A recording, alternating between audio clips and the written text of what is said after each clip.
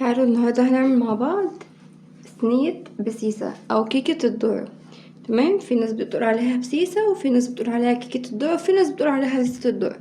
تمام، مكونات سهلة جدا ومفيدة ولذيذة في نفس الوقت. بس قبل ما نبدأ الفيديو بتاعنا متنسوش لو انتوا اول مرة بتشوفوني، انا اسمي دينا ودي قناتي، اتمنى كده تنوروني في قناتي. ولو عجبكم الفيديو متنسوش تحطوا لي لايك على الفيديو وما تنسوش تقولوا لي انتوا بتابعوني من انو بلد. ويلا بينا نبدأ الفيديو بتاعنا. معانا هنا كده 3 بيضات ومعانا كوبايتين زبادي، ولو في الكوبايه اللي هي الكبيره دي يكون افضل يعني. تمام، ومعانا هنا عدد كوبايه ونص دقيق ذره، طبعا اهي من تحت اهي كده زي ما انتم شايفين. وعايزين بقى تجيبوا دقيق الذره ده اصفر ابيض اللي يعجبكم، انا المتاح عندي ابيض اهو جبته. ودي كوبايه ونص دقيق ابيض عادي جدا متعدد الاستخدام، بس انا حبيت كده ادخله معاكم عشان تشوفوا. تمام اهو، بصوا لازم يبقى فيه كده شويه حاجات، فعشان كده بنفضل ان احنا ندخل.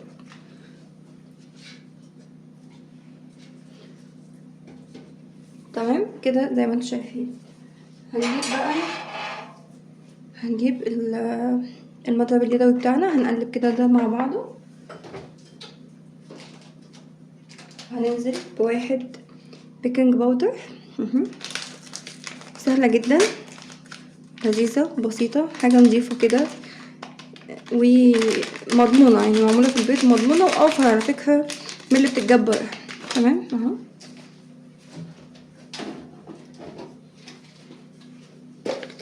هنحط كده ذرة ملح، هي زي الكيكة العادية بس باختلاف ايه دقيق الذرة طبعا. تمام كده هنقلب كل المواد الجافة دي كده مع بعض اهو بالشكل اللي انتوا شايفينه ده، وهنسيبها بقى على جنب.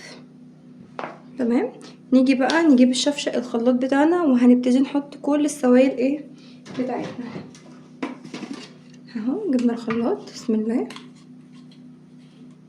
هنبدأ بقى بسم الله كده ننزل ال3 بيضات، بسم الله.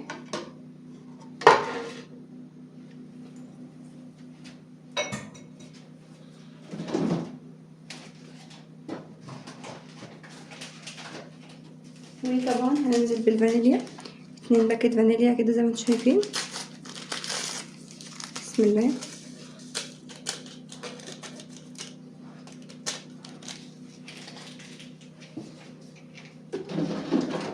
طبعا انا مشغله الفرن وانا كده شغاله الفرن طبعا على درجه حراره 180. هننزل كده بكوبايه سكر، كله بنفس الكوبايه يا جماعه، كله بنفس الكوبايه، بسم الله. تمام،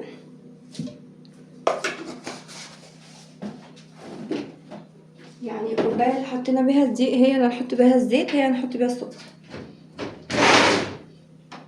وبعدين هننزل بالزيت، طبعا الزيت يا رب يجيبوا كوبايه لان دول اخر شويه عندي دول اخر شويه عندي، مش مشكله خالص، هنكمل بالسمنه. تمام اهو كده زي ما انتم شايفين، ممكن نعمل نص سمنه ونص زيت، مفيهاش اي مشكله، ما تعطلوش نفسكم على حاجه اهو كده بالشكل ده.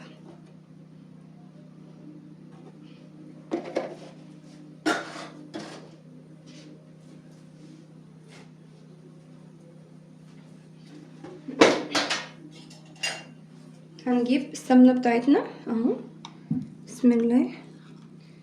هنزود بيها لحد ما نوصل لكوبايه، بسم الله.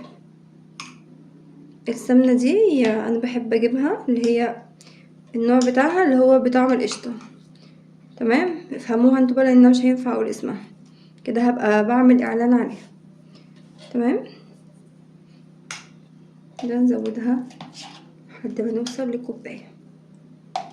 قولولي بقى بتفضلوا الزيت بالسمنه، بتفضلوا اسفة الكيك بالسمنه ولا بالزيت؟ تمام تمام. طبعا هي عشان متكتله فهي زمانها عدت الكوبايه وازيد كمان.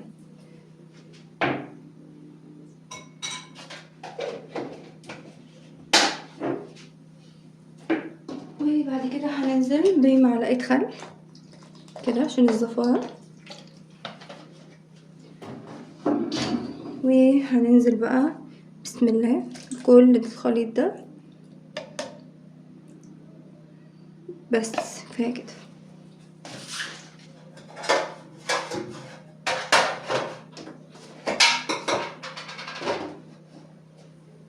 وبعدين بسم الله هننزل بالزبادي بتاعتنا،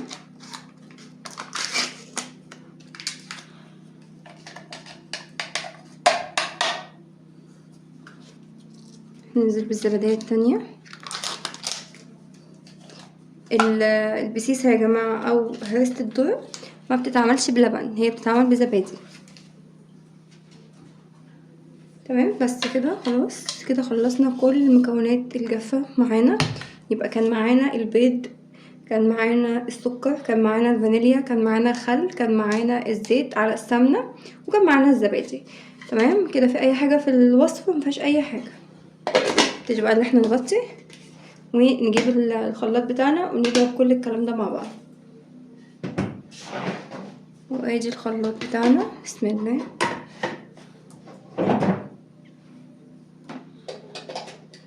تيجي بسم الله كده نشغل.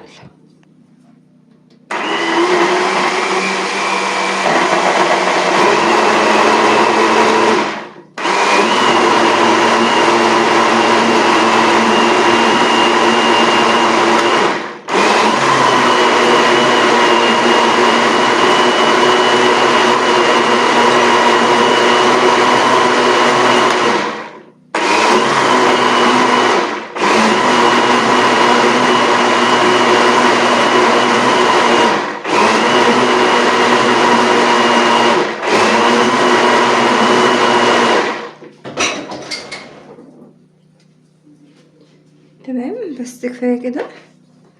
وهنجيب بقى الخلاط بتاعنا كده،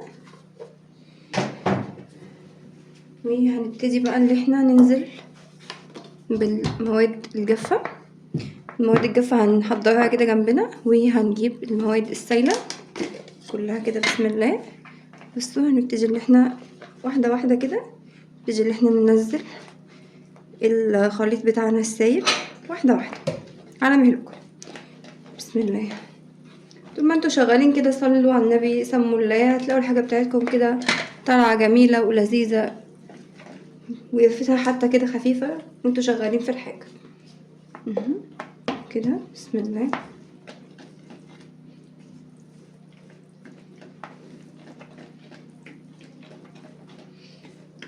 صلوا على النبي كده في الكومنتات عشان انتوا بتنسوا. صلوا على النبي في الكومنتات وبتنسوا تحطوا اللايك، حطوا كده لايك، وما تنسونيش كده بدعوة حلوة منكم.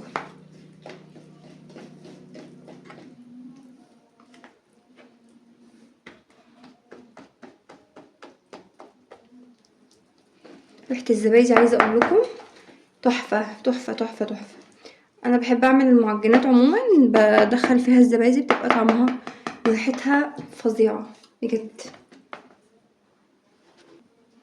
بسم الله.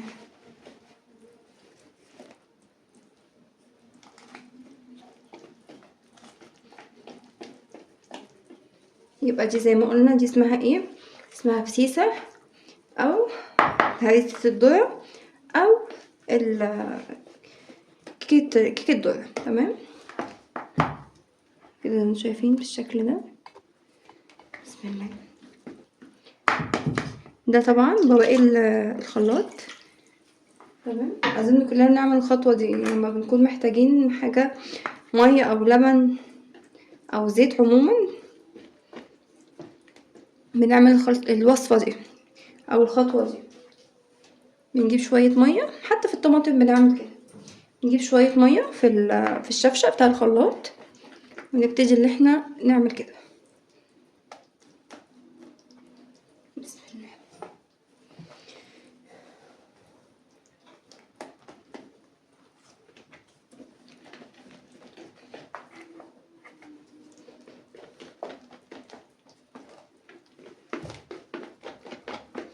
لازم كده تضربه جامد جدا عشان الهواء يدخل في قلبها، ودي خطوة مهمة لنجاح اي كيك. تمام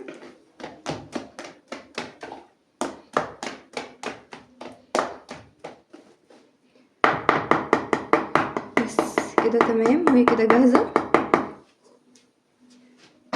هنجيب بقى مادة دهنية، نركن دي كده على جنب. هنجيب مادة دهنية ونبتدي اللي احنا نوزعها كده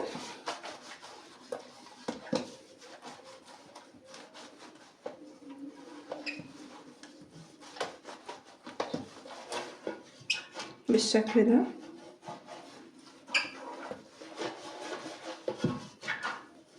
دول كان اخر حبة زيت في الازازة زي ما انتوا شفتوا كده، حلفتها لحد ايه ما بقت معايا شوية كده، قلت ايه نعملها كده مادة دهنية للكيك. في ناس بتحط دقيق، ويمكن انا قلت لكم قبل كده في فيديو انا ما بحطش دقيق وبتطلع الحاجة ما شاء الله مش لازقة ولا اي حاجة. يلا نبتدي بسم الله كده. هننزل كده بالخليط بتاعنا،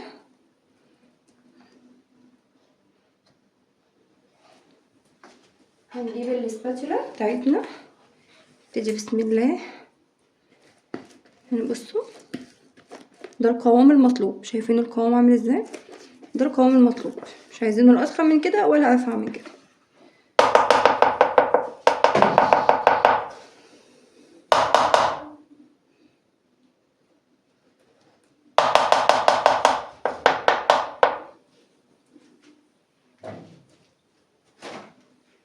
نجيب منديل، نبتدي اللي احنا نساوي ايه اللي حصل ده. مش اي حاجه، كلنا بنغلط، كلنا ممكن نعمل حاجه غصب عننا ايه مش لطيفه. تمام، نبدا نساوي بقى ونخبط كده، لان الهواء اللي في الكيكه يطلع، او البابلز ده. بصوا تيجي لما تيجي تستوي تسوى وهي مرتاحه. بس كده بالشكل ده. الفيديو ده على فكره بدون مونتاج، انا مش همنتجه لكم، انا عملت لكم كل حاجه من الالف للياء عشان تعملوا زي ما انا. اعتمدوا الوصفه دي وان شاء الله هتنفعكم باذن الله، هتنفعكم وهتفيدكم. تعالوا بقى بصوا، انا بحبها قوي كده عليها رشه سمسم.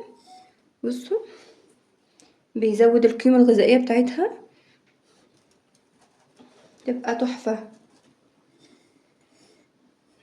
كده. بصوا تحفه تحفه تحفه، بتديها طعم حلو قوي وبتبقى لذيذه خالص. بس كفايه كده.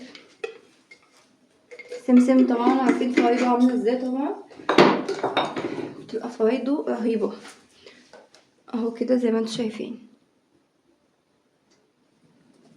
تمام، يلا بينا بقى ندخلها الفرن، وبعد ان شاء الله ما هتطلع ان شاء الله هوريها لكم ونقطعها مع بعض ونشوفوا ان شاء الله الشكل النهائي عامل ازاي.